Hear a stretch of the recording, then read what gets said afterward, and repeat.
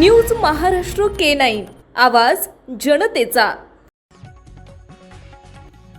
उसने दिलेले 25 लाख रुपये परत द्या आणि वडिलोपार्जित जमिनीचं वाटप करा अशी मागणी केल्यानं संतापून भाऊजाईसह तिघांची शुक्रवारी दिनांक 1 रोजी मध्यरात्री निर्गुण हत्या करण्यात आली।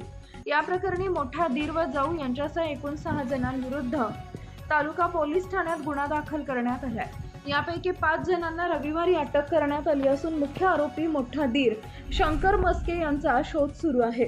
शंकर उर्फ पप्पू दत्तात्रय मस्के वय वर्ष 48, राणी शंकर मस्के वय वर्ष 42, दीक्षा शंकर मस्के, धीरज शंकर मस्के, सूरज माधवराव मोरे व सचिन शिवाजी वाघमारे सर्व राहणार बोरामणी तालुका दक्षिण सोलापूर अशी गुन्हा दाखल झालेल्यांची नावे आहेत।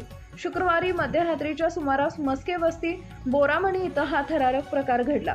गायत्री सुधाकर मस्के, प्रियंका सुधाकर मस्के आणि शिवराज सुधाकर मस्के या तिघांची झोपेत असताना तलवारीनं सपासप वार करून हत्या करण्यात आली।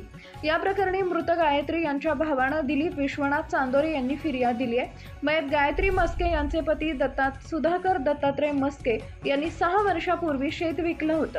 त्या विक्रीतून मिळालेल्या रकमेतून 25 लाख रुपये शंकर मस्के याला कोठडी मिळाली।